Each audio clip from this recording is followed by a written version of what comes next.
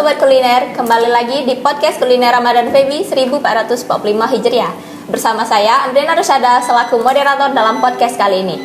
Nah, hari ini Amrina nggak sendirian nih. Hari ini Amrina bersama dengan Bapak Mail Hilian Batin, SEIME, selaku narasumber yang sangat luar biasa pada podcast kali ini. Nah, hari ini kami akan membahas tentang lelah karena jadi generasi sandwich nih.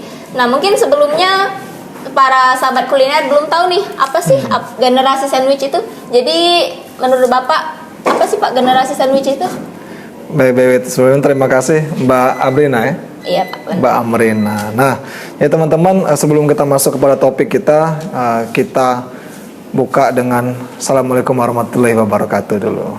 Kemudian alhamdulillahirobbilalamin, segala puji bagi Allah telah memberikan kita nikmat kesempatan sehingga kita semua baik yang nonton di sini sobat kuliner Ramadan 1445 Hijriah diberi kesempatan sehingga kita dapat melihat konten berkaitan sama topik kita yang akan kita bawa, yakni lelah menjadi generasi sandwich. Kemudian selawat berserta salam semoga tetap kita curahkan kepada Nabi besar kita Nabi Muhammad SAW, sehingga kita semua yang menyimak konten ini ya kan bisa mendapatkan syafaatnya di hari kiamat kelak. Nah, baik Mbak Amrina ya, Mbak Amrina berkaitan sama sandwich.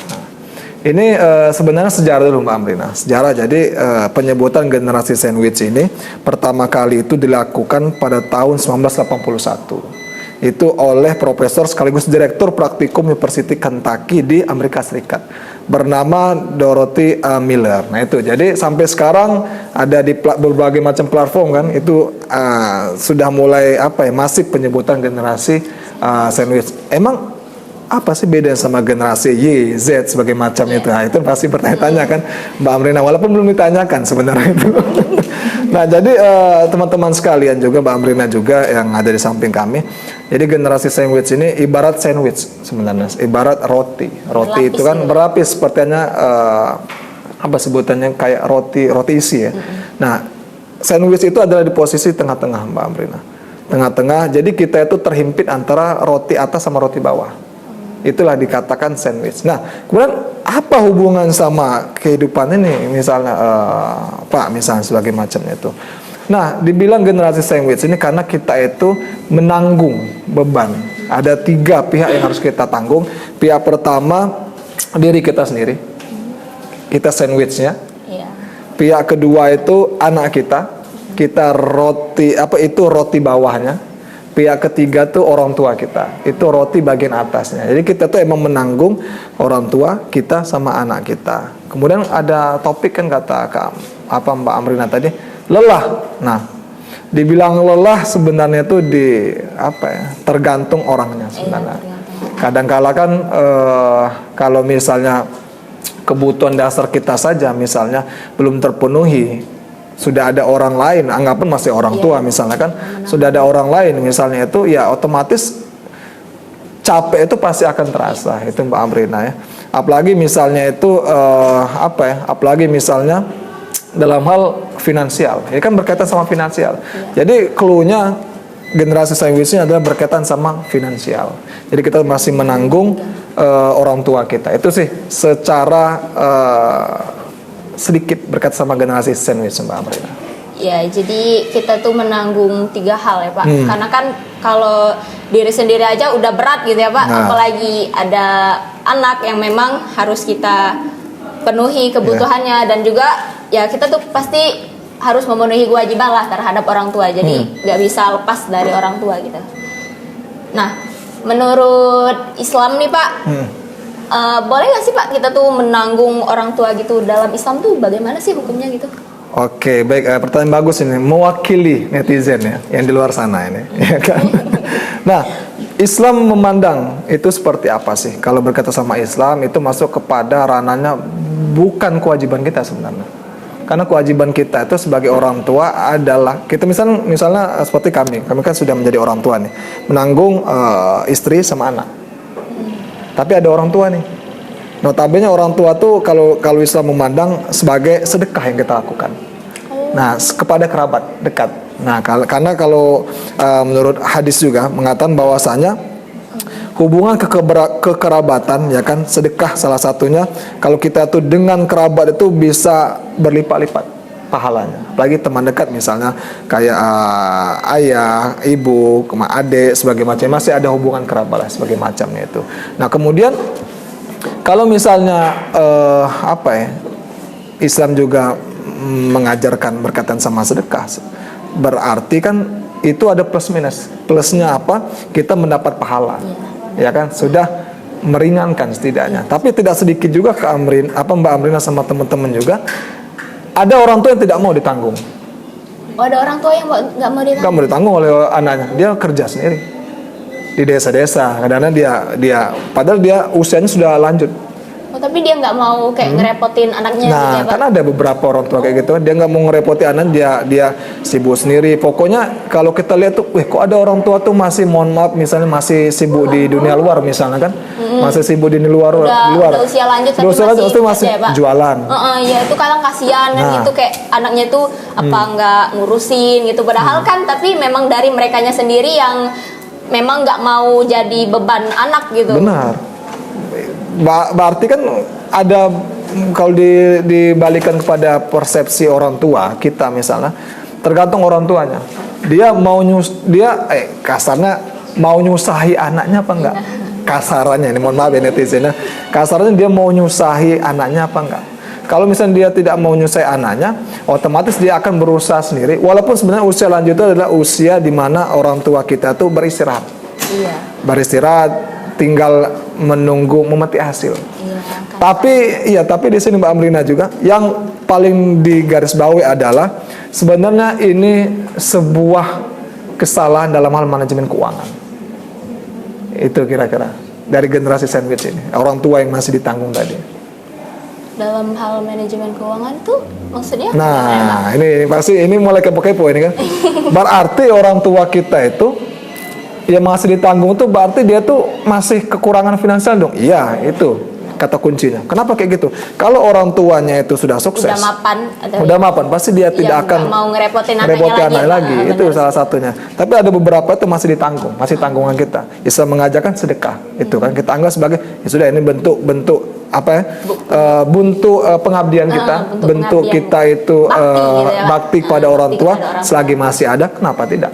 Karena katanya itu satu orang tua bisa ngurusi berapa puluh anak, tidak bisa ngurusi satu orang tua. Jadi kalau misalnya di luar sana masih ada orang tua yang menggantungkan hidupnya sama kita, beruntunglah kalian, kita mengharapkan surga di bawah kakinya.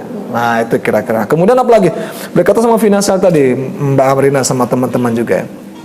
Sebenarnya perencanaan dari pada saat usia produktif yang salah untuk usia yang akan datang, usia lanjut. Kenapa dia tidak ada tabungan di masa yang akan datang, ya kan? Kenapa dia ada pemborosan di masa mudanya? Kenapa dia nggak mikirin untuk tuanya nanti, biar nggak ngerepotin anaknya gitu? Bener, kalau misalnya berpikir kita sebagai anak, misalnya nanti mau lanjut jadi orang tua, harapan kita dengan adanya konten ini narasi yang dikatakan lelah menjadi generasi sandwich itu positif, bukan negatif. Kalau negatif itu berarti kita itu merasa terbebani. Ada orang tua yang mengatakan hidupnya sama kita. Kalau yang dikatakan positif itu adalah kita lelah melihat fenomena sandwich ini. Sampai kapan? Kalau kita menjadi orang tua, kita menggantungkan hidup kita juga sama anak kita. Sampai kapan? Lelah kita. Pokoknya mulai dari sekarang ini yang harus dilakukan. Ya, Pak? Ini harus dilakukan ini. Nah, ada beberapa yang harus dilakukan, Mbak Amrina, agar kita tidak menjadi generasi sandwich berikutnya. Ini teman-teman, dicatat teman-teman. Yang pertama, miliki tabungan perencanaan yang baik. Itu yang pertama. Yang kedua, menyiapkan program pensiun. Kadang-kadang ada, kalau misalnya teman-teman bukan ASN, itu harus ikut program pensiun sendiri. Kalau ASN sudah tanggung dia. Paling nggak seberapa sih, tergantung tingkatan ASN-nya. Yang ketiga, memiliki asuransi kesehatan. Jangan sampai kita sudah tua nanti, anak kita nggak ngurus juga, kesehatan juga nggak ada asuransinya. Jadi mau lari kemana gitu ya? Nah itu mau lari kemana?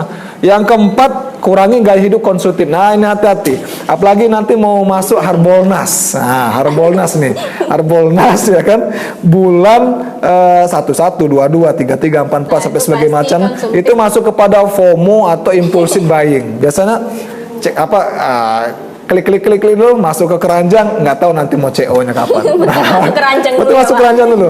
Tapi sudah ada niatan, pasti akan di CO itu. Walaupun nggak tahu kapan. Walaupun nggak tahu kapan, itu salah satu ini. Penting masukin keranjang dulu. Kurangi gaya konsumtif teman-teman. Kita harus bedakan mana yang kebutuhan, mana keinginan. Itu yang paling penting. Karena pada dasarnya bisa jadi uang itu sekarang belum berharga, belum berguna. Tapi kalau kita tabung untuk kebutuhan yang akan datang, itu bisa sangat berharga.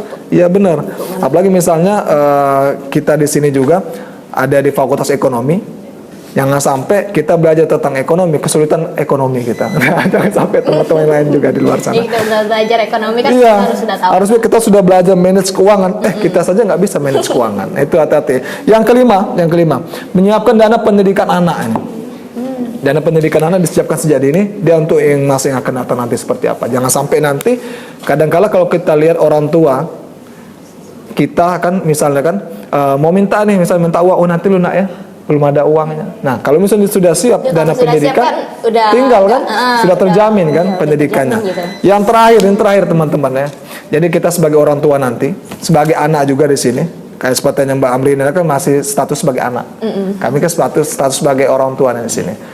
Jadi sebagai orang tua harus mengajarkan anaknya untuk perilaku hemat, perilaku mandiri. Finansial juga harus tahu mereka. Sebagai anak juga harus tahu kapan kebutuhan, mana keinginan. Jadi jangan sampai nanti notabene mentang-mentang orang tua kita ada, misalnya di luar sana kan, orang tua kita ini kan kaya misalnya kan. Ya kita habiskan aja. Nah nggak tahu tiba-tiba kodarullahnya bangkrut, miskin, kita nggak siap sama keadaan. Itu yang ditakutkan nanti. Itu harus mengajak anak menabung dan belajar mandiri secara finansial. Itu sebenarnya Mbak Aurina yang fokus dari lelahnya menjadi generasi sandwich ini.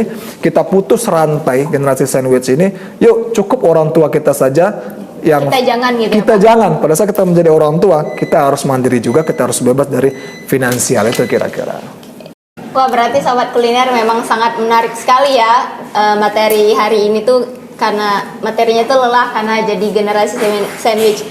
Jadi bisa kita jadiin pelajaran juga nih buat para kaum milenial kan, biar kedepannya tuh nggak berkelanjutan gitu generasi sandwichnya. Cukup stop sampai di kita aja, dan untuk anak kita tadi jangan sampai gitu jadi generasi sandwich.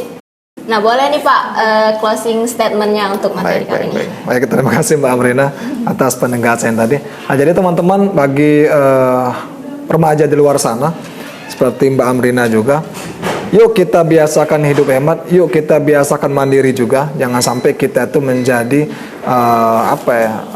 setidaknya kita mandiri di diri kita dulu aja. Itu yang paling penting bagi remaja. Kemudian kalau kita sudah biasa hidup mandiri, tidak hidup gaya konsumtif sebagai macamnya, pada saat kita nanti menjadi orang tua, kita akan mendidik anak kita agar seperti kita zaman dulu. Nah itu kira-kira. Nah bagi orang tua juga di luar sana, yang di luar sana masih anggapan oke lah, masih ada yang masih menggantungkan di kita, nggak masalah itu, karena itu bentuk takwa, bentuk bakti kita pada orang tua, ya kan. Kemudian lagi karena gini, alhamdulillah, kalau orang tua tuh ada 3 kewajiban mereka. Yang pertama memberikan nama yang baik, kedua itu adalah menyekolahkan, ketiga itu menikahkan. Itu sebenarnya itu. Kalau misalnya sudah menikahkan, sudah putus sudah dia kewajibannya. Putus kewajibannya. Jadi kalau misalnya anak yang sudah menikah, sudah punya keluarga, sudah. Jadi kita sebagai orang tua juga sadar bahwasanya mereka punya keluarga sendiri, punya kehidupan masing-masing. Dan sebagai anak, kalau melihat orang tua yang sesar, nggak mungkin dong nggak mau bantu. Iya, pasti dibantu. Nah ya kan, namanya orang tua kan, apalagi misalnya orang tua sakit-sakitan. Iya. Karena pada dasarnya tadi, kita sebagai orang tua harus bisa nabung, ya kan, harus bisa ngajarkan anak kita. Kemudian lagi harus bisa punya asuransi jiwa, kesehatan dan sebagainya macam. Itu sih kira-kira Mbak Brenda, agar generasi sandwich ini cukup di orang tua kita, jangan di kita nanti. Nah itu kira-kira closing statementnya Mbak Brina. Oke, jadi itu teman-teman closing statement dari Bapak Mail selaku narasumber pada podcast kali ini. Baik, mungkin itu saja podcast kali ini. Saya Amrina Rosyada pamit undur diri. Terima kasih telah menonton sampai selesai. Saya akhiri, wassalamualaikum warahmatullahi wabarakatuh.